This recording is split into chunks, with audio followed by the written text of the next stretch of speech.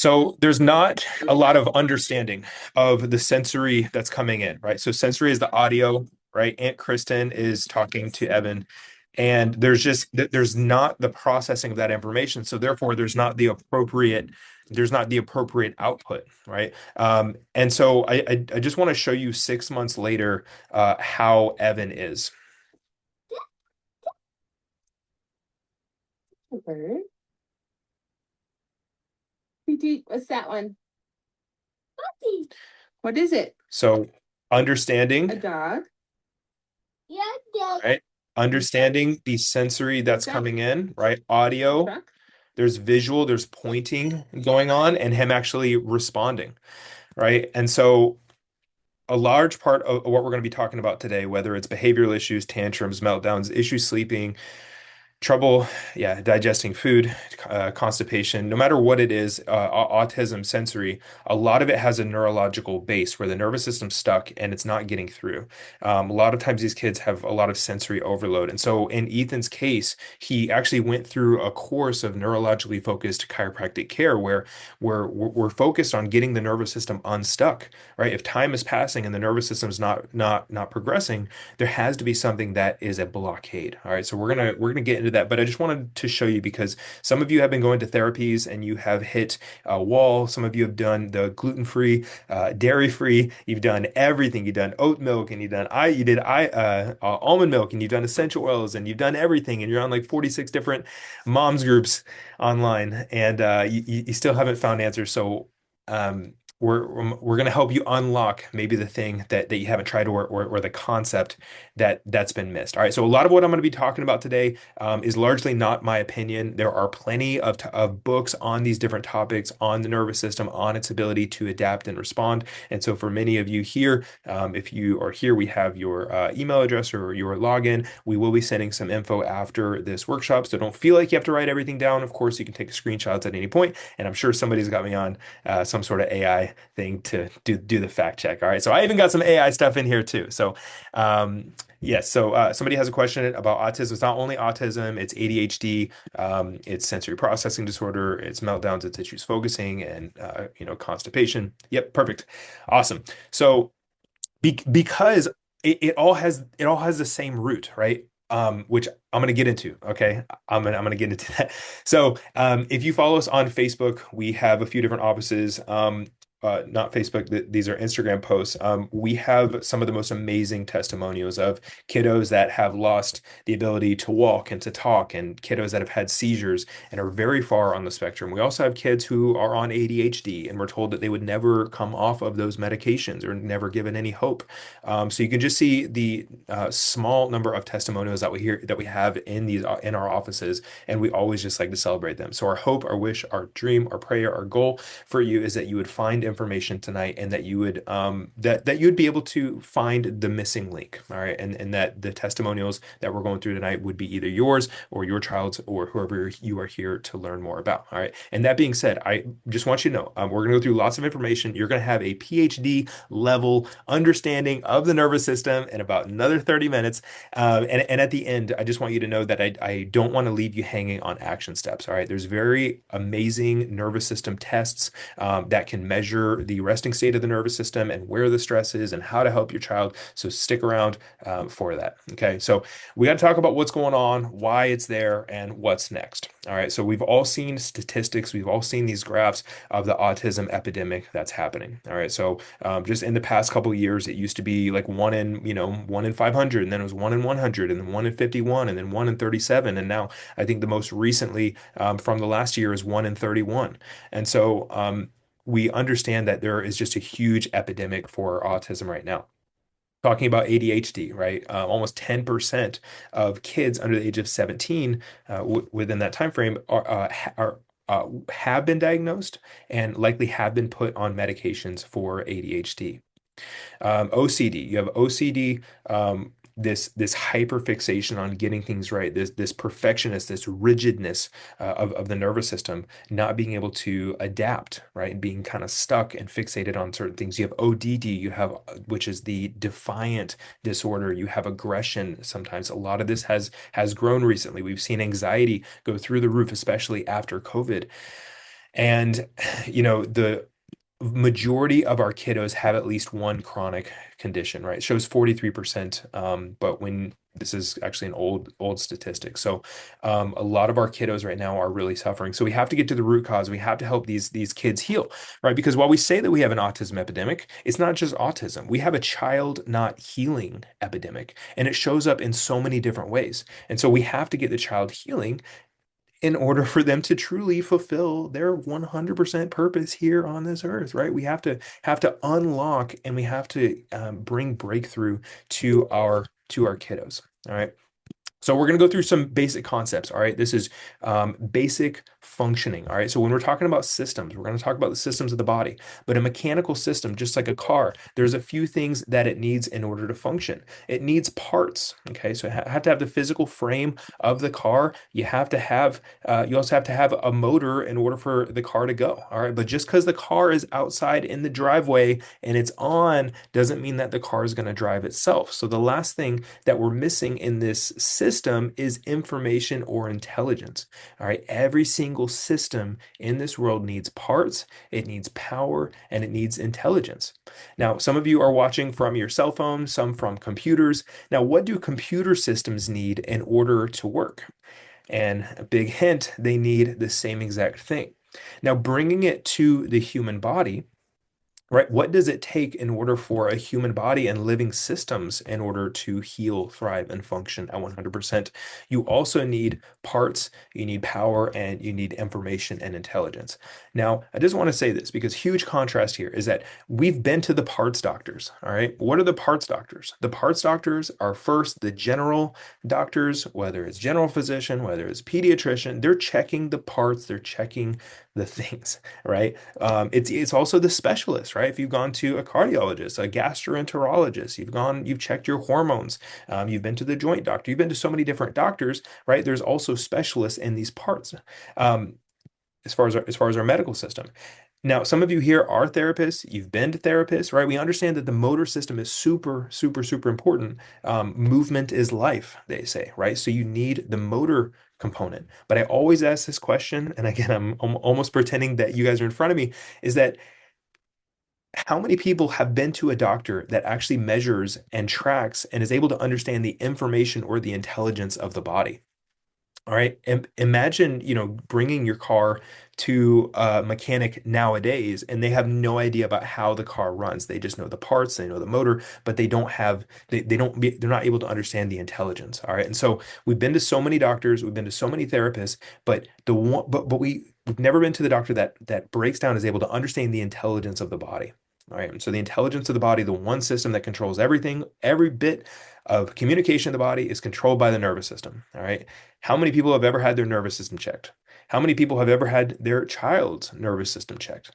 Right? So if all you've done is gone to the parts doctors, checks the parts, maybe the parts are okay. Maybe everything's in its normal reference range. Maybe you've done the motor, you've done the therapies, right? But there can also be a disconnect further downstream, or rather more upstream, I should say, in the information and the intelligence. So because systems are made from parts, they're designed to eventually break down. All right. And so if we have a plant, for instance, and we don't give it the light, we don't give it the water, we put poison in the soil, right? If we deprive it of things that it needs, it totally makes sense that things are going to break down. All right. And so what that means is that here, especially in the human body, that if there are symptoms that have expressed themselves and you're seeing them, right? If there's an effect, essentially, because a symptom is an effect, there has to be a cause, right? Like, does that make sense that for every effect there has to be a cause? And so what we have to look at is the causes.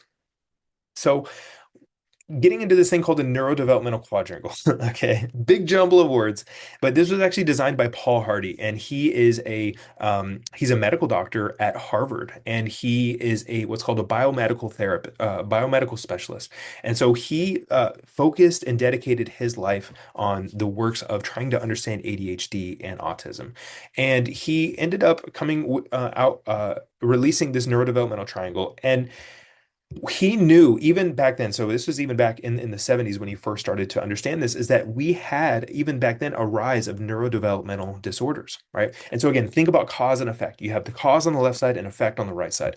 There are different neurodevelopmental disorders that the body will will exhibit, okay? But when we need to look at the left to understand where the factors are. So he talks about there are two causes of disease, essentially, or any sort of dysfunction. You either have too much of a bad thing or not enough of a good thing. All right. So how he put it here was too much toxins, not enough nutrition. Right. And don't we still see that this day? But some of you are here and you understand that there can be you can give the same thing to 100 different kids and they might be totally different. All right, so let's just talk about like vaccines for a second, right? Why is it that you can give the same vaccine to 100 different kids, but some of them have no reaction, no symptoms, just a little rash, just a little redness, maybe a slight fever, and they're totally fine. But then others regress and lose their ability to speak, right? And so what we understand is that it's not just about the environment because we can't just live in a bubble, but these things actually pass through our body, right? So it's not about what happens to us, it's about how our body adapts and responds. And so he talks about this thing, you see oxidative stress in the middle, right? When these things happen, it creates this thing called oxidative stress, which is damage to the cells. All right. Anytime that there's too much of a toxin or not enough of a nutrient that you need, the body actually suffers a little bit. All right. But thankfully we have different systems that help to protect us. And so he put, there's the GI system, which is the gut. We absolutely need the gut to absorb the nutrients, to be able to get some of the toxic waste out. We have to have the immune system because the immune system actually repairs the oxidative stress, and thank God we have that. And we have the detoxification system, right? Our body needs to be able to detox. Now, we know that there are different um, DNA snippets. We know that there's different abnormalities of the expression of our genes. All right. So we know that for each individual, each individual has a different ability for the GI system to work, for the immune system to work, and for the detoxification system to work. Right. And we were told that genetics really defined everything. We were told that, right? Like because your mom had thyroid issues, you're gonna have thyroid issues. Your great grandfather had ADHD or always had headaches, and so now you have headaches, and it totally makes sense, right? But genetics are not your destiny, right? There's Dr. Bruce Lipton, PhD, he talks about the field of epigenetics, and he talks about how you can even turn on and off genes depending on the environment of your body. So, there's kind of going a little off course for adults here, but there's like the breast cancer gene, right? Like there are women that have the breast cancer gene that will never get breast cancer and that do never get breast cancer. So, but then on the opposite, there are women that don't have the breast cancer gene, but end up getting breast cancer. All right. So your genetics do not define your reality or your fate. There are genetic predispositions, but it's about you have the ability to, just like light switches, to be able to turn switches on and off, right? And so again, it depends on how well these systems are functioning and not only what you expose the body to, but how well these systems are functioning. Now, there's one system on here that we haven't talked about yet, and that's at the very top, and that's the nervous system. All right, so why do you think Dr. Paul Hardy, a medical doctor, would put the nervous system at the top? And it's not just because the brain lives up there, right? But that's how the human body heals, right? And so the nervous system, I think about a big umbrella, right? A big umbrella. The nervous system is at the top of the umbrella. And the way that I like to say it is that every other system has to bow down to the nervous system.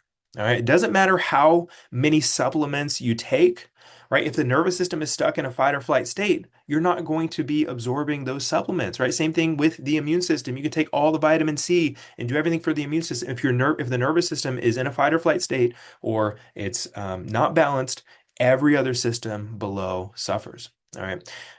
So if we want a better result on the right side, we not only have to look at the left side and look at the cause as far as like the environmental factors, but we also have to look at the state of the body and more importantly at the nervous system at the top. All right, so the nervous system, gut, immune system, detoxification system, all super important. But a lot of this comes back to the nervous system because that's a master control system. All right. So he also talks about this neurodevelopmental disorder trifecta. All right. So what we know is that a lot of these issues, whether it's ADHD, whether it's sensory processing disorder, autism, anxiety, the cause of a lot of these starts a lot of times in the gut. So we talk a lot about microbiome depletion. All right, we talk a lot about that's where like 70, 80% of our gut of our immune system lives. We have almost more bacteria in our gut than we do human cells. We have more viruses. Nobody talks about the virome. Everyone talks about the microbiome, but there's something called the virome, and we have 70 trillion human cells, but there's 100 trillion viruses in our body. All right, so who's hosting who? Right? And we have so much bacteria in there that's meant to be balanced. And the bacteria actually helps to, yeah, help our immune system. It makes serotonin and dopamine to help us feel good. And serotonin converts to melatonin. So a lot of our ability to sleep, about 50% of that melatonin production is actually produced in the gut. And so he talks about leaky gut as the portal of entry to systemic inflammation. And he talks about different causes of these, causes of the microbiome depletion. And so he talks about C-section. And this is usually the one of the interactive portions here, so just bear with me, is that C-sections, like why would C-sections affect the microbiome? Right? What is it about a C-section that can affect the gut bacteria? And it's not so much that it wipes out the gut bacteria, but there's something that's very important that's missing here in C-sections. When we're not having a natural vaginal birth, our child does not go through the vaginal canal, does not receive the probiotics from mom as they pass through the birth canal. All right. And so there's so many different reasons why you would have had a C-section, right? And we try to plan everything, and we know that things don't turn out the way that we want to a lot of times, right? And there's totally grace here, right? But when we have a C-section, we totally miss that first gulp of bacteria because that bacteria really helps to set the intestinal gut lining to be able to heal and seal and repair itself and ultimately to be able to absorb nutrients the way that we need to. All right, because why do we not give newborns solids in the first 6 months? It's because their intestines are actually um, their intestines are actually permeable, right? And so we need in the first 6 months, we need good, healthy probiotics, and yeah, just from mom, right? So the second cause of leaky gut that he talks about is antibiotics. All right. And we used to not know a whole lot about antibiotics. I mean, we've always known about it, but the antibiotics are meant to kill bacteria, right? And so when you see the A in antibiotics, you really should be looking at the A and thinking atomic bomb.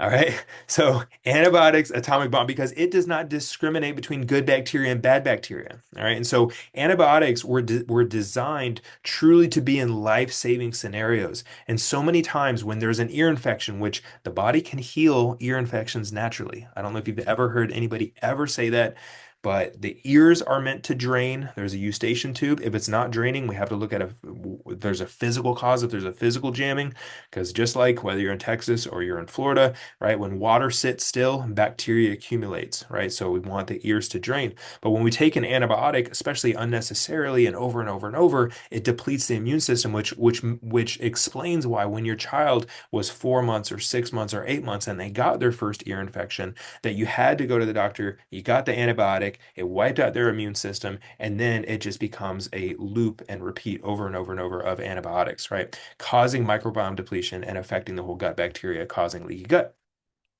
The third thing he talks about is acetaminophen, right? Tylenol. We heard a lot about this last summer with the introduction of RFK, right? I always say, doesn't matter what you think about him, right? He started to talk about acetaminophen and Tylenol. That was the first time that had come out in the mainstream. And essentially, when pregnant moms had a fever and you took a Tylenol and acetaminophen, it essentially depleted all of the antioxidants which are needed to repair the body. All right, so antioxidants, heard about them with blueberries, right? full of antioxidants. Those help to repair the cells. And so what Tylenol does, again, is the antioxidants are the part of the body that help to repair the cells. So if you take Tylenol, especially during a fever, that's what they're finding, right? When there's a high fever, you take your son or daughter takes acetaminophen, and the time that they need those antioxidants the most, that's what causes a massive struggle. The fourth thing he talks about is inability to breastfeed. All right. So again, why would the inability of to breastfeed affect the gut microbiome? Well, uh, when there's something that's very special inside of breast milk, and that's called colostrum, right? And it's the perfect ratio of carbs, fats, and proteins that your baby needs. And with that colostrum, it goes in there, and that's what helps to heal and seal the gut. And what we're talking about here is if we're not able to breastfeed, whether it's mom not producing milk, whether there's distance, whether there's time, whether your child is not able to rotate from one side and latch on one side versus the other, whether they get fussy, there's so many different reasons for this. But when we're not able to breastfeed, and especially when we go to formula, right, a lot of that's corn and very easily digestible carbohydrates, bad fats, carbohydrates, essentially that can wreck the gut. And the last one here is called the hypersympathetic response. All right, and so we're going to talk about two sides of the nervous system here in just a bit, but the side of the nervous system that's the go, go, go, fight or flight that a lot of our kiddos are stuck in happens from the very beginning. All right, so we'll talk about the whole progression here, but the hypersympathetic response means a nervous system that's stuck in a fight or flight state, which can actually open the pores in the gut as well. And so the whole reason why we're talking about the pores opening up in the gut is because when the pores in the gut open up, it allows entire proteins to go and barrel around in the bloodstream and attach itself in certain places where it shouldn't be. And the immune system says, hey, these big proteins that are barreling through the bloodstream should not be there. We need to activate the immune system and get out of it, right? So that causes more autoimmune conditions. And one of the things that we're finding now is that a leaky gut issue actually causes what's called a leaky brain, and it can cause systemic inflammation in the body that really attacks everything. All right, and so they've starting to look at this thing called encephalopathy or encephalitis, which is brain swelling, and they're starting to understand that so many symptoms of autism, sensory processing disorder, etc., actually come from a brain that's inflamed. There's a lot of overlap there. All right. So we want, and again, I go through this and I understand this is super heavy information, right? There's so much grace. I just want you to know, and there's always time to heal. Okay. I just want you to know that we're going to talk about action steps here, but we want to heal the brain. We want to heal the nervous system. We want to heal the gut. All right.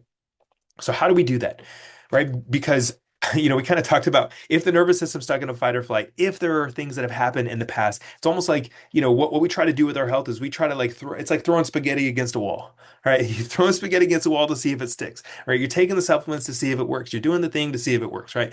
We have to understand where health comes from. All right. So I don't know how many people on the line here like eating cake. Can you just raise your hand wherever you're at if you like eating cake?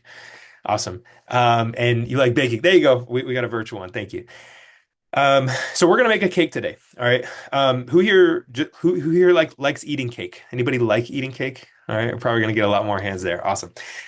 So no matter if you love to bake or if you loved eating baked goods, we're gonna make a health cake. All right. So I have my cake tin in front of me and you have one in front of you too. But what I'm going to do on with my health cake is I'm going to take two whole eggs and I'm just going to place them in the tin right away.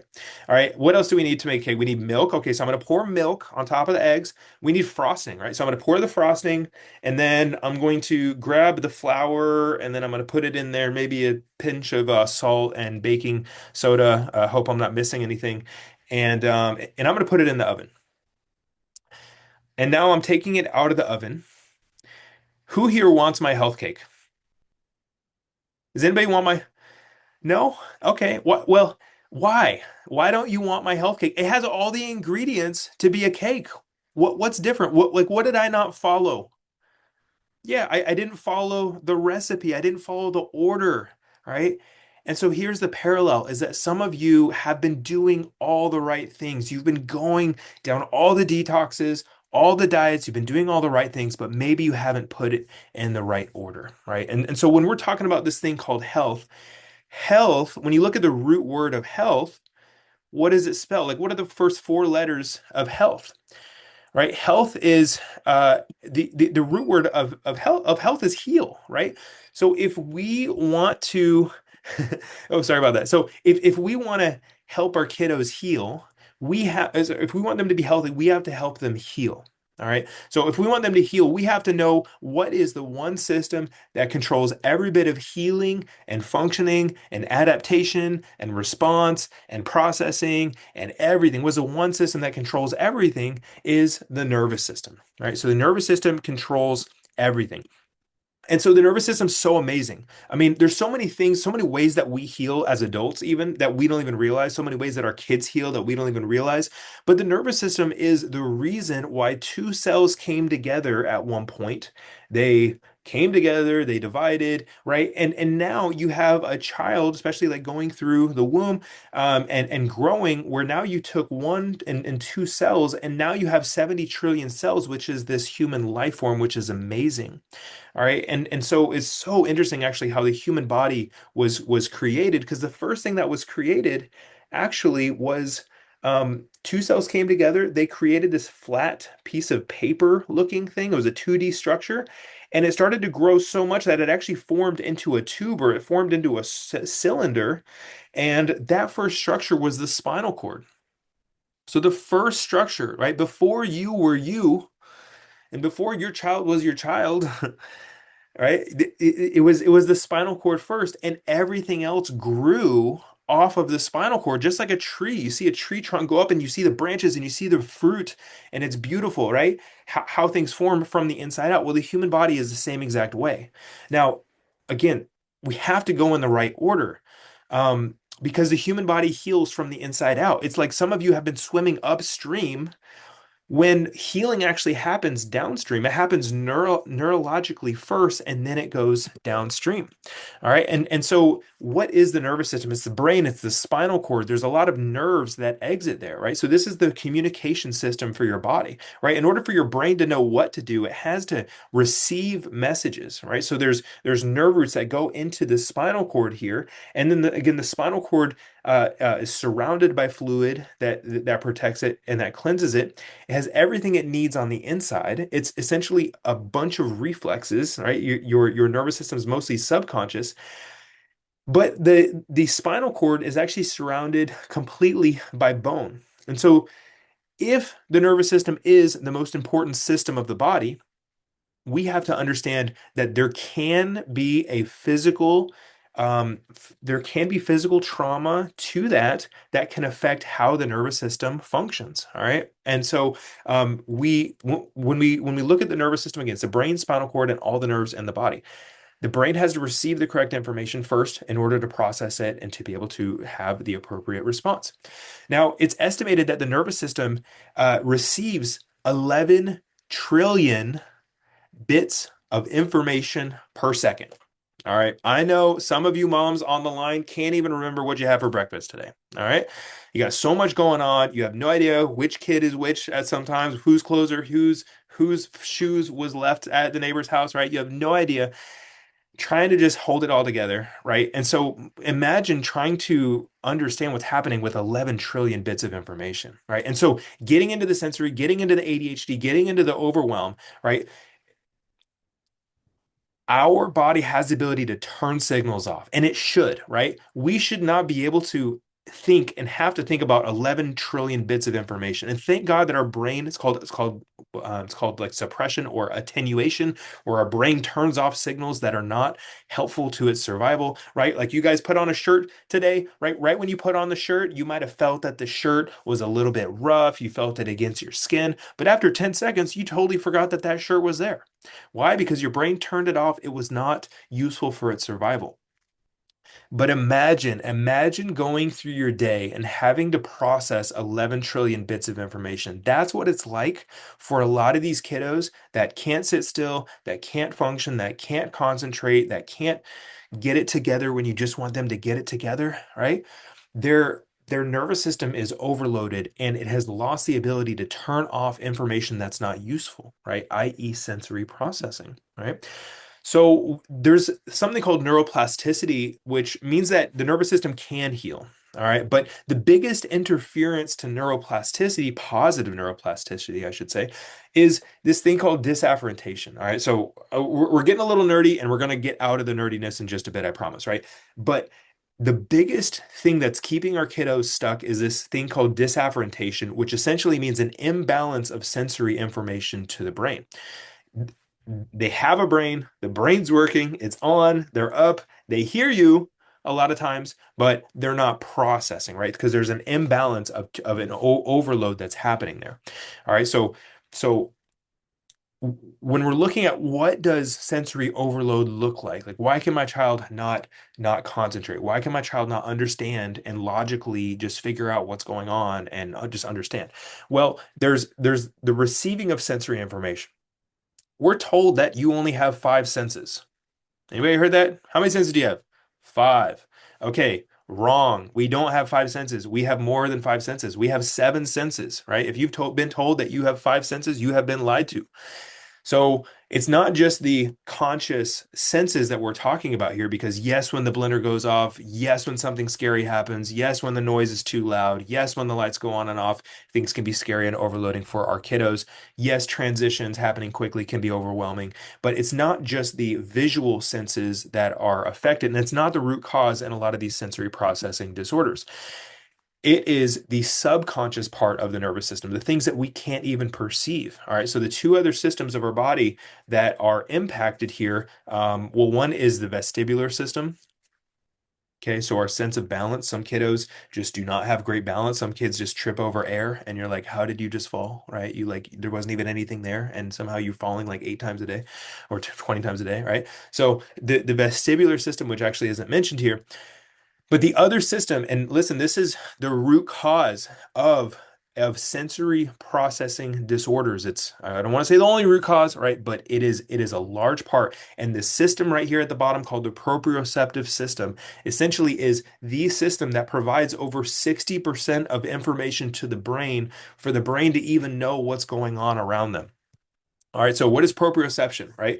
How do you, when you're standing, how do you know whether you're on your heel or your toe or the outside of your foot or the inside of your foot, right? These messages have to be sent all the way up to your brain. So what the proprioceptive system is your brain knowing where your body is in space. All right. And so while a lot of times we focus on the conscious senses, these subconscious senses start to overload the brain. All right. The back part of the brain here is one of the most important things when we talk about sensory overload, when we talk about meltdowns, when we talk about tantrums or inability to sleep or the nervous system just being online all the time and overloaded. It's the back part of the brain here called the cerebellum. All right. And so just want to go into a quick little paper here, but they're finding out that the cerebellum, right, when we go back and when we talk about disafferentation, we talk about the brain not receiving the correct information, the majority of the information that the brain receives is not our visual or our auditory. It's actually through the proprioceptive system and it goes to our cerebellum. All right, so what this paper is talking about is the cerebellum receives the majority of the information about what's happening in the body. And the cerebellum is almost like a springboard for the rest of the brain. All right. And so what they're talking about here is especially with autism, with sensory processing disorder, they're understanding that the cerebellum is getting overloaded. And because the cerebellum is the springboard for the rest of the brain, if the cerebellum receives incorrect signals or it gets jumbled and scrambled signals, it puts the body in a fight or flight state. And thus goes the cascade. All right. So somebody asked about focus. Somebody talked about ADHD, right? That's the frontal lobe. That's the reasoning and rationalizing part of the brain. Like, I have a glass cup in my hand. Should I throw it across the room? That's a decision that I have to weigh, and I have to weigh the consequences, and I have to understand logically what glass is and how it could affect and harm people in the future. And that's our ability to pre-plan and make decisions, right? Or just to sit still and to have work in front of me to be able to concentrate, right? The frontal lobe has to be functioning, has to be free and clear, all right? And what we're finding again in the theme of the nervous system is that the cerebellum gets overloaded because one system in the body gets starts sending scrambled signals. All right, so the proprioceptive system gets out of whack, cerebellum gets scrambled signals, keeps the nervous system in a fight or flight, and then it's literally a tug of war for different parts of the brain to be able to they're like fighting for blood flow. All right, so some of us, when we get super emotional, like our frontal lobe turns off, our logic turns off, and it's not a personality trait. It's physiology. It's part of your brain is not getting the correct blood flow because of a nervous system imbalance. Because yes, things might have been stressful that day. But remember, it's never about the stress that happens to you. It's always about how the body adapts to that stress. All right. So what determines how the body adapts to stress is the nervous system. Okay. So um, the cerebellum and the proprioceptive system is one of the main reasons why the brain would get overloaded and causes everything to go haywire. All right, so just kind of going through this order here is that a lot of you guys are here for your child's behavioral or emotional issues. Maybe there's some social awkwardness, maybe there's speech, maybe your child's always getting sick. Maybe there's gut issues that have been there since forever and they've never really pooped and they've never really slept that well, right? And then, and but we have to go in the order of healing. The order here is all downstream, okay? And so if we start from the bottom up, we're swimming upstream because the nervous system heals from above down. It doesn't heal from down up. It heals from above down. And so what we're looking at here is that before the gut got destroyed, right? Before the motor system, before your child was super high tone or low tone, floppy, or just very rigid, right? Before the immune system tanked, before speech went online, before the behavioral and emotional issues, the nervous system was affected first, right? And the first thing that happens in this cascade is the input gets affected. It's altered function, right? And so but in reverse, when you help to correct the nervous system, again, everything goes downstream. So, why would a newborn be really rigid, right? Some of you have had, your newborn had torticollis and tight muscles and they kind of arched back, and maybe your kids still do that and they're just uncomfortable and you could just tell that they're tense, right? Those muscles don't have a brain of their own. They don't have little brains inside of the muscles. Ultimately those muscles are connected to nerves and connected to the brain, right? So again, healing happens from the top down. And so we want to look at the input, the signals going to the brain, because remember, where neuroplasticity and why kiddos get stuck is because of an imbalance of sensory information going into the brain. Remember, the brain has to receive information and has to receive it first, process it second, and then you see behavior, and then you see speech, and then you see what you want, right? Or what's happening, right? So um, just going in the orders that there has to be input to the nervous system that gets affected first, and everything else kind of suffers from there. All right. So some of you here have heard about the vagus nerve. Right? Some of you here have been waiting for me to talk about the vagus nerve. Some of you have never heard about the vagus nerve. Some of you are like, "What? Vegas? I went there once." All right. So Vegas. When you go to Las Vegas, what do they say? Right? Things that happen in Vegas stay in Vegas. All right. We're not talking about that Vegas. We're talking about the vagus nerve. All right. For those of you that you speak Spanish, right? Vagabunda means wanderer, right? So the vagus nerve is a wandering nerve that goes all over the body, and it is the primary nerve that is responsible for our sensory input. All right. So um, the vagus nerve, every stress that you can experience essentially gets filtered through the vagus nerve. And what we know is that children with sensory processing disorder oftentimes have impaired vagus nerve functioning, or what's called their vagal tone is low. And so this is well documented. And so it's essentially bridging the gap between, hey, my child has sensory processing disorder. I've never had the nervous system checked. Okay. What if there was a way that you could see how the vagus nerve was functioning? What if there's a way that you could stimulate the vagus nerve and help the vagus nerve be able to respond to stress better, right? To be able to respond to transitions better, or when things happen, right? No matter what happens to your child, right? It's not about what happens to them, it's how they adapt and respond. And so the vagus nerve really is the first part of that process because it's the sensory input nerve, and it really determines how the nervous system processes information and what the resultant output is, what the behavior is, right? Whatever output it is, whether it's immune system, digestion, right? Vagus nerve comes first. All right. So talking about the vagus nerve, where does the vagus nerve even live, right? It's like the only cranial nerve that actually leaves the cranium, that actually leaves the brain, right? And it travels all over the body, but it passes through this first vertebra. Okay. Let's see if we're going to talk about this. Okay. Sneak preview. Sorry about that. We're going to get into it. All right. So, how does the vagus nerve get offline in the first place, right? Why does the vagus nerve get overloaded, barraged, and cause all sorts of sensory issues in your child?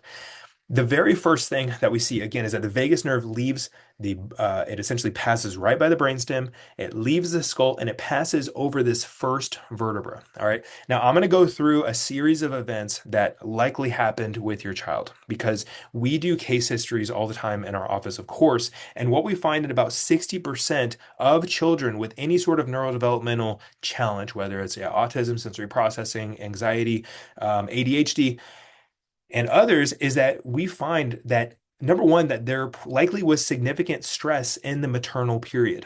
All right. So when your child was in the womb, there was probably stressful stuff going on. Maybe you were working until 38, 39, 40 weeks. Maybe there was a loss of a loved one. Maybe there was a separation that occurred. Maybe there was mold in the house. Maybe you had to move 3 different times through your pregnancy. All right. So number one is that the first time the nervous system ever experiences stress is in the womb. And that's well documented, right? Maternal stress can affect the developing child's nervous system. And that can be one of the first things that keeps your child in a fight or flight state from the very beginning. The second thing that happens is, again, we all plan for a natural birth. We want it to be amazing, right? But what happens is in 80% of the cases of children with neurodevelopmental disorders that we see in the office, is that there was significant birth intervention and trauma that happened. Okay. And so when we talk about, number one is that maybe you had a hospital birth, right? Fluorescent lights, the position wasn't the best. I've heard stories of, well, the doctor's not available, you have to hold on, right? Maybe you got a test result that you didn't like. Maybe the child was cord wrapped, right? Maybe you were told, maybe you were in a ton of pain, right? They tried the epidural, maybe they missed, maybe you had to do it multiple times. It was stressful, right? And so things happen and things happen quickly during the birth process. And there's different medical interventions, right? There's forceps. There's significant twisting and pulling that happens. There's vacuum in some cases. There's, epidural we talked about. There's induction and our ability for these contractions to happen smoothly and get the child out.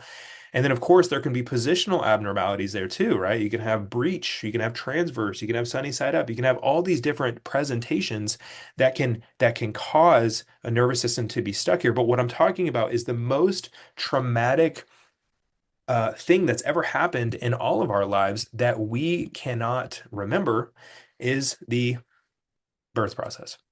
All right. So birth process is very traumatic, no matter if it's a vaginal birth, C-section. There's significant pulling and twisting, and a lot of times to clear the neck and the shoulder out, you have to turn the head 90 degrees and get one shoulder out and then the other, right? Much less any other intervention happening. And what happens is this top bone in the neck that's so malleable and it can move so easily. Like you see all the other ones that are interlinking with each other, they all interlink and they're very stable. But there's one bone, the atlas, this top bone here that's not really protected. And so when there's significant pulling and twisting, that top bone gets misaligned. Now, the first thing that we see when that top bone gets misaligned is there's a rotation restriction. Okay, so the children that only liked one boob and not the other. Okay, why was one so easy and the other one was just fussy and they will not support that, right? Is because a lot of times there's a restriction. And some of you, even your newborn, you would turn their head one way and they would immediately go the other way. It's like, why do they prefer that one way? Well, there's an internal restriction, and to go against that is uncomfortable. All right. So, but what happens is when there's this physical restriction, It doesn't stimulate the vagus nerve. All right, when things get locked up, when that bone shifts, it stops moving. It causes this hyper sympathetic response that we're talking about. It's the fight or flight response. Now, the bone gets shifted, the vagus nerve goes into a fight or flight state, and what does the vagus nerve do? Where does the vagus nerve go? Well, the vagus nerve goes first of all to the stomach. So the valve in the stomach, right? That's supposed to stay closed and keep the stomach acid down. Well, if the vagus nerve's in a fight or flight state, the nervous system's imbalanced and that valve opens up, and now all of a sudden you have stomach acid spitting up. So you have reflux, right? So welcome to baby reflux. I just want to say before I go through here, every single thing that happened during your baby, your child, your newborn's development, it's not just development, it's neurodevelopment, right? Because babies are just a big bundle of nerves, right? They have no logic yet. It's just reflexes and arcs and cause and effect that's happening automatically, right? So when there are issues, it's not just happenstance, it's the body, it's the nervous system trying to adapt to whatever stresses are going on.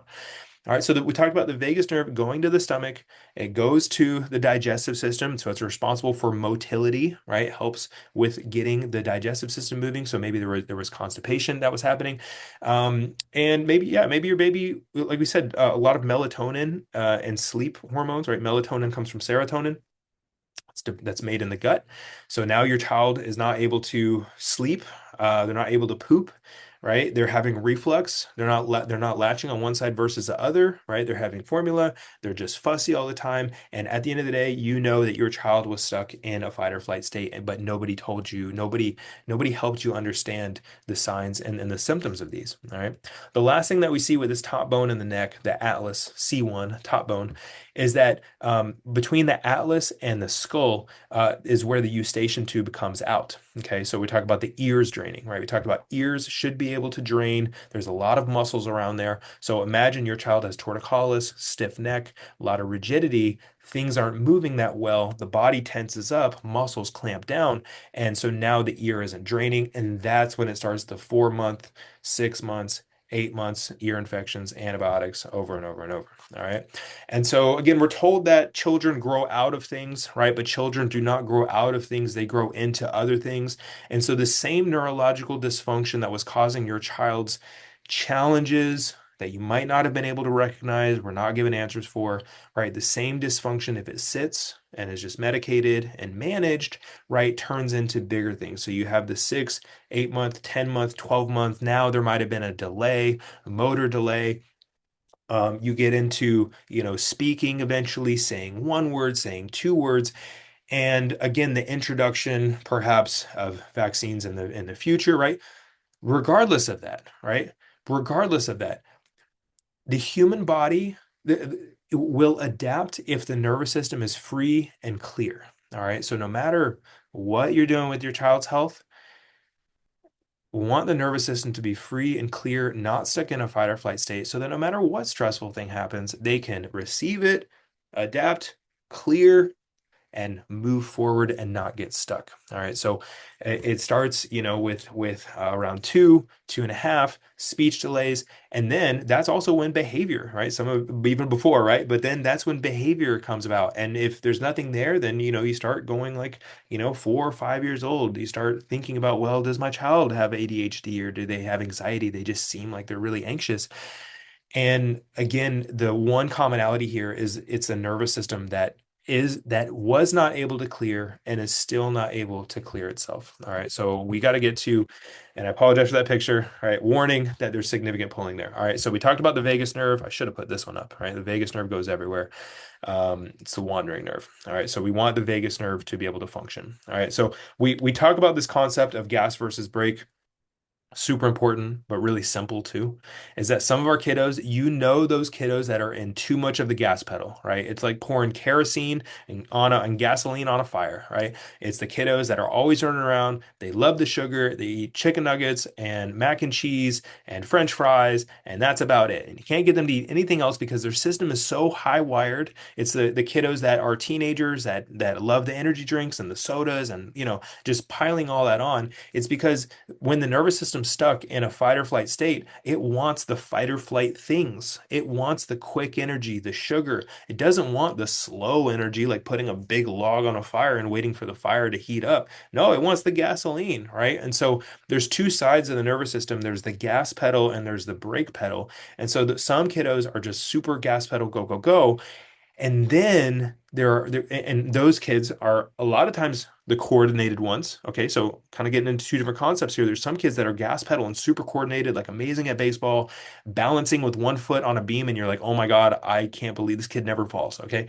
But then you have the other side who is more of like a burnt out, exhausted, what we call like a drunken bull going through an antique shop, right? And just like knocking everything over, right?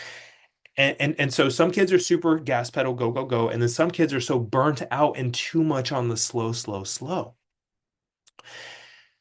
And so that can even be the unmotivated teenager, right? So some kiddos have been stuck in fight or flight, and then some kids have gotten burnt out, right? But no matter what, we know that there has to be a balance between that, all right? And so depending on when the interference was, that can kind of give you a clue. Sorry, depending on the challenges that your child is having, um, it kind of gives a clue as to maybe when the stress happened, or when, what I should say is when the nervous system did not clear. All right, when the nervous system got stuck and stopped processing the correct signals and adapting through it.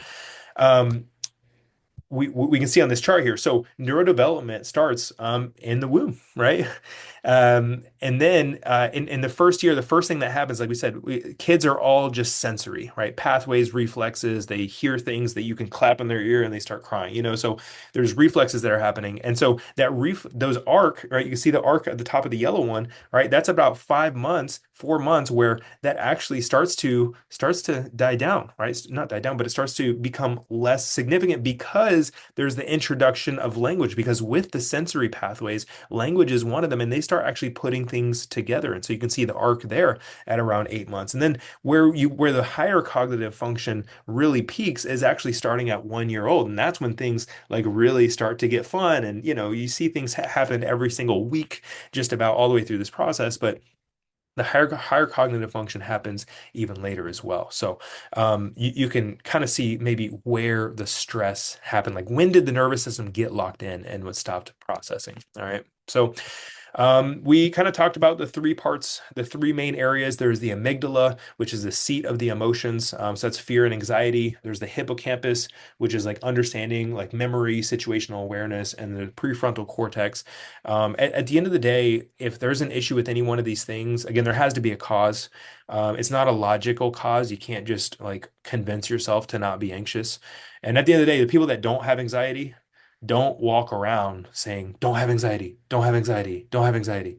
No, they just don't have anxiety, right? So it's all subconscious. And if you want another word to write down, to look into, dysautonomia is the word, because this means the global nervous system is now imbalanced, right? This is why nervous system issues can affect every part of the body that we talked about: immune system, gut, memory, all these things, emotions, everything, right? Dysautonomia, it's a global nervous system problem. It just manifests itself in different ways. And again, that's what we're going back to. All right. It's like there's so many different symptoms that could be occurring, but at the end of the day, it's the body not doing the healing. All right. That's the bigger issue, right? Because if the body's not healing, we got to help it. All right. So how do we do this? All right. So I know I'm a little bit over time here.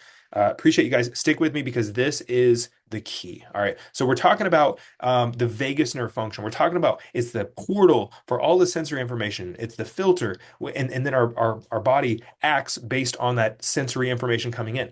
How do we measure that? Okay.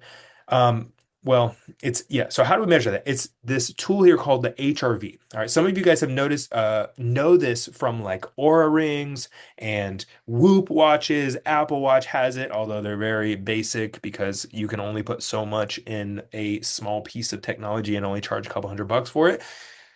But there are devices out there, and in our clinics, we have a very expensive version of the HRV. It's very sophisticated, very fancy, and this is one of the core metrics that we look at because this is now literally right before this workshop. I said somebody's going to start quoting me on AI and ask a bunch of stuff, so I'm like, let me just go to AI myself. All right, so I said, what does HRV and autism, and I actually put ADHD on here too, but what does it have to do? So, a low HRV often indicates higher physiological stress, reduced emotional regulation, and increased sensitivity to sensory input, leading to behavioral challenges.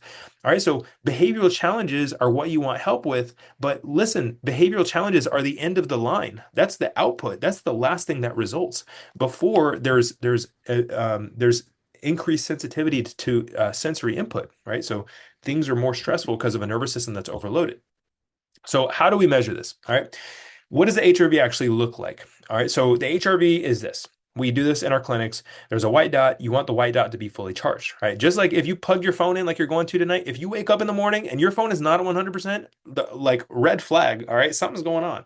So when we're doing this HRV, it's essentially measuring the battery, right? It's measuring the reserves that a child's nervous system has to be able to use when it needs to heal, right? And a lot of our kiddos, the reason why there are meltdowns and behavioral challenges or when your child just can't concentrate and you're trying to just say, hey, logically, just think about this and do it, they just don't have the reserves to do it. All right. Now, we see some really cool things happen when kiddos start to get adjusted. And we'll talk about that in just a little bit because so there's some people saying, what? Kids adjusted, pediatric chiropractic, what the heck? Right. But we get to see really amazing things where this white dot goes up and we see the reserves restored. And what that actually looks like is healing. All right. So talking about that, Rolando, just kind of bring it in perspective, is one of our patients. He only pooped once a week. All right. Rolando pooped once a week, bright red face, inflamed, flushed face. Now, there's his mom. And so he only wanted her or iPad. If it wasn't her or iPad, it was nothing and it was Meltdown City. All right. So after his first adjustment, actually, he pooped like almost immediately, right? So he went directly to the bathroom and he pooped. And from that point forward, right, as he was getting adjusted, he started going every 3 days, every 2 days, and ultimately every day, which is where we want every single kiddo, right? Pooping and every single adult. So if you're not pooping every day, you got to figure out what's preventing that from happening, right? So Rolando, after I can't remember if this was like one or because after the first adjustment here, he actually starts to play with things that are not the iPad. His sensory system isn't so overloaded. He's actually able to understand, there's wooden blocks in front of me, and I have to actually, think about how to utilize these things and organizing and all these like beautiful things. This is beautiful, right? To see a child doing this. But in order for this is like higher level magnitude that a lot of our kiddos cannot even think about because their nervous system is so stressed. All right. So when we're talking about nervous system, we talked about the two sides. We talked about the gas pedal. That's the high energy anxiety. A lot of times we'll see like diarrhea or IBS, irritability, poor sleep, insomnia, excessive sweating, manic, focus, ADHD challenges, other neurodevelopmental disorders. It's a nervous system that's stuck in the fight or flight state.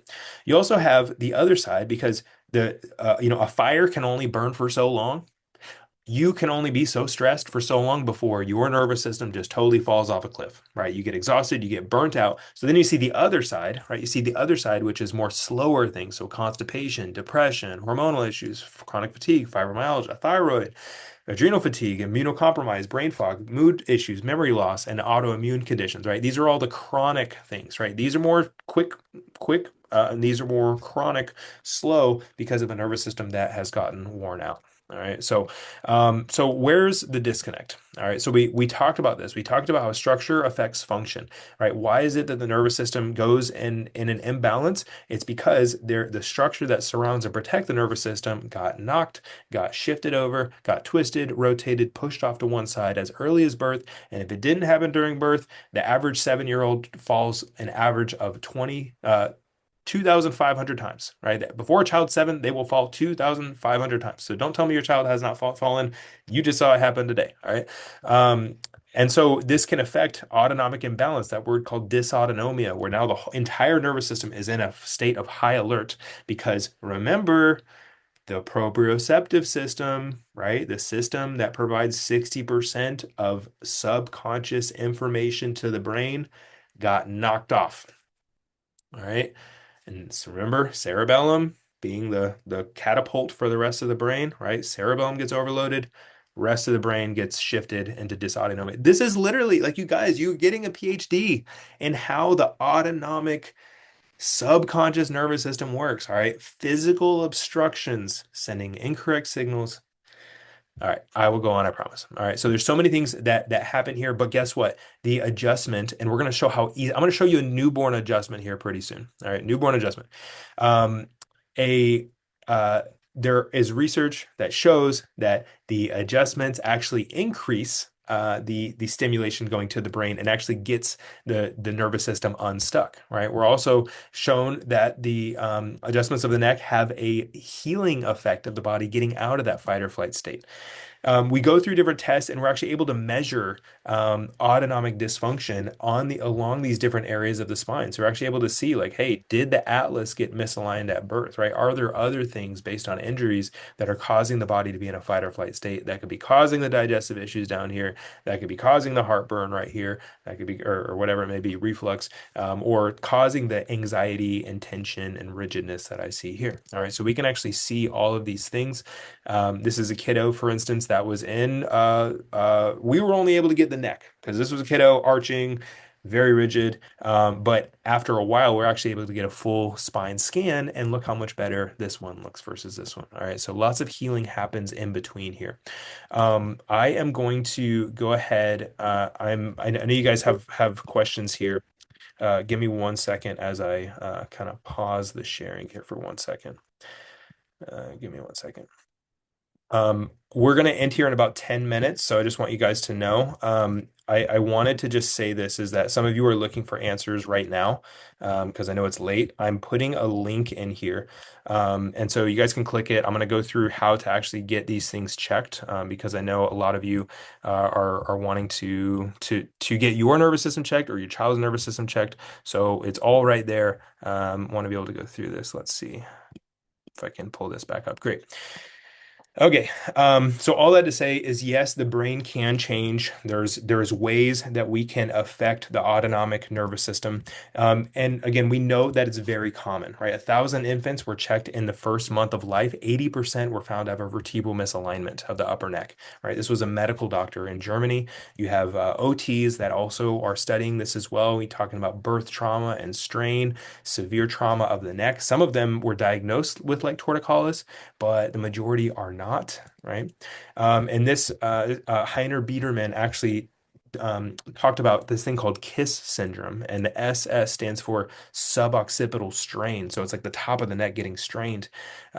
He talks about yes, how that affects the signals going to the brain. So there's so many different reasons for this, long labor or rapid delivery, C-section, extraction with vacuum, twins or triplets, right? Multiple kiddos inside of one area obviously is going to cause some sort of constraint, and then the prenatal positional abnormalities.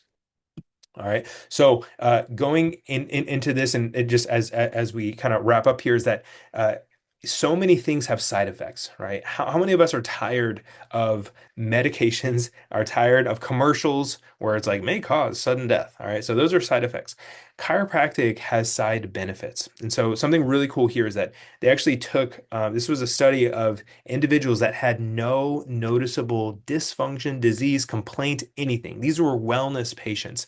And throughout the course of their care, even though they didn't have any complaint, they saw improvement in all of these things. The first one being autonomic function, endocrine function, cardiovascular function, immune function, muscle strength, athletic ability. And all of these things are ability to adapt to stress. And so, as we go through here, it's like, this whole thing has been about the nervous system, but it's coming from a chiropractor. And so I just want to be very clear is that I'm talking about this and I'm talking about kids that were not verbal and are verbal and that had 75 to 120 seizures per day and now have zero seizures. And some of you guys say, "Oh, well, the chiropractor said that he can cure that." And I just want to be very clear here is that, chiropractic is never meant to treat any one thing. It's always about um, pushing the nervous system through, right? Getting the nervous system unstuck. That's always what it's been about. And so you don't have to have a symptom in order to reap the benefits of it, right? Because it's about increased function here. All right. And so we've gone through a lot of the neurology here, right? I hope you guys have gotten a lot out of this, but I don't want you leaving here without if you got the information, but you still have no idea about how your child's nervous system is functioning. I want to invite you to click the link that's in that chat, right? Because what we're going to do is we're going to look at your child's case history, or if it's for you, we're going to look at your case history, right? We're going to be able to go all the way back. We're going to look at maternal stress and birth process from 0 to 1 and eating, sleeping, pooping and antibiotics. We're going to talk about delays. We're going to talk about reactions. We're going to talk about, yeah, speech delay and meltdowns and tantrums and when this happened, when the move happened and blah, blah, blah, all these things. We're going to go through everything because we need to understand how long the stress has been there and how much stress, right? And so what's going to help us measure, how much stress is actually our scans. So these scans that we talked about, we do this in the office. And so we are going to get a full comprehensive scan and an insight as to what your child's nervous system is doing. And then finally, we are going to go through a report of findings. All right. So we're going to go through all these scans. And again, you guys have already sat through the PhD lesson, but you're going to get it, specifically for your child or for you. All right. And so when you click that link, you're going to see this page here, and you're going to see that we have a special for tonight. Okay. For our scans, for our consult. Right now, if you were to piece and parcel all these things, it's a lot more than what it is tonight. Okay. So when we're sitting down, we're doing all of our HRV scans. I just want to say one thing is that some of you have older children, right? You have a 19-year-old, you have a 22-year-old. Maybe it's for you. Maybe you're just super stressed and you want to figure out what's going on. A lot of our older kiddos and adults have had things like, well, first of all, bad posture, terrible technology posture. But we've also been in things like car accidents, slips and falls, sports injuries, things like that. So, we're not only going to do those scans, but for those where it's clinically indicated for, especially for our older individuals, we also are going to include digital x-rays as well, because we talked about the structure, we talked about things being pushed off. X-rays sometimes are necessary to help us quantify and measure what's there. Those are, usually have a value that you see on the screen here. But everything that we're doing for you guys, for sticking in here, for understanding and really being well qualified for this, to be honest, is that like you guys want it, you understand it, and you know what to expect. We want to make it really easy for you. Okay, so this special right here, 67, includes everything that you will need. And so here's what we're going to do on the first day. We're going to do all the testing. So just think about day one is diagnostics, it's history, it's figuring out what's going on. And then on the next visit, we're going to come back and we're going to do a report of findings visits. All right. We're going to go through everything in detail, and most importantly, talk about a plan. All right, on how to do this. We're going to talk about like number of visits. We're going to talk about frequency. We're going to talk about like the plan, right? Because you have to have a plan. You can't just guess when it comes to the nervous system. And so, I want to be able to go through what that looks like in just a second. I do want to say also there are a number of people here that are like, I'm going to get my entire family checked. I have like all these kids, and my husband needs this, and blah blah blah. Right? What I would say is, look, I've seen what it looks like when a family of five comes in, when a family of three or four comes in, and we want to get everybody checked all at once. And I know, like, the level of information that I just gave you, right? I hate to say it, but you're going to get some of that when you come in the office. And so the length of time and the comprehension, the understanding, it works better when we limit to the one or two people that have the most priority. All right. So if you're thinking about, getting multiple family members checked, I would say pick who's the one that for sure should get checked, should get their nervous system checked.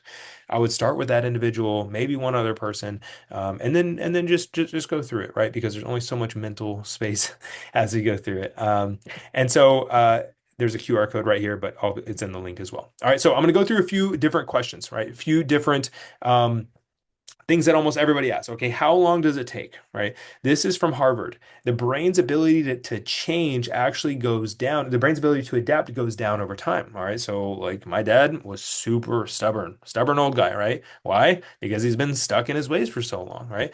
We know, yeah, the longer time goes, the more effort it takes. So we have to do those scans. We have to quantify it. And we got to figure out, hey, is your child 19 and they've been locked in since they were 3, or is your child 2 and they've been locked in for 6 months, or since birth, right? So we got to figure out how much stress has been there and how long, because again, that's concept of neuroplasticity. It's like if the nervous system's been stuck, we gotta do consistent care in order to get out of it. All right. So it totally depends on what's going on. We figure all that out during the first day in the office. Another thing is that some of you have kiddos that are a bunch of wiggle worms. And they just go everywhere, or they have a very big sensory aversions. Maybe they love tons of pressure, maybe they hate tons of pressure, and they're just always across the room, and you can never catch them, right?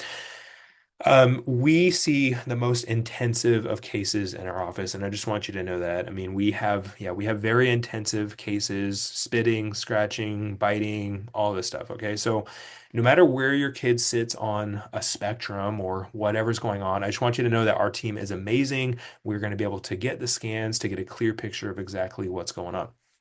I want to go through a few. Another thing too, right? We're a healthcare office, so the next question that actually comes up anytime we're talking about payment, visits, things like that, is do you take my insurance, right?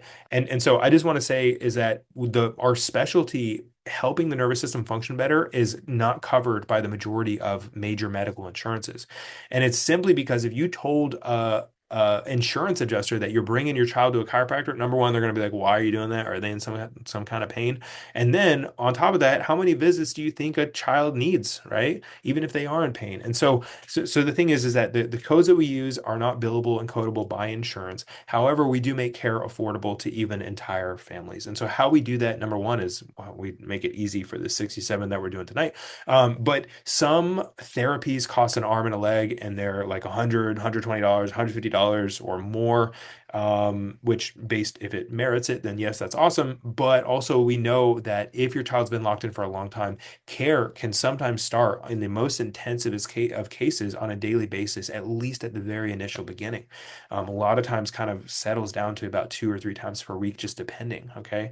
And I'm saying this openly because we have to understand that in order to retrain the nervous system, it's not something that you can just do once and then say, "Oh, everything's fixed." It's like, no, we're digging, we're digging this kiddo out of a hole, so to speak, in a way that their nervous system's been stuck for a long time. So it does take consistently. So instead of charging the big prices, I just want you to know the majority of visits in our office range between $40 and $70. So and it depends also on how many family members you want to get checked too, because we have multiple family member discounts. But what I want you to remember is between 40 and 70.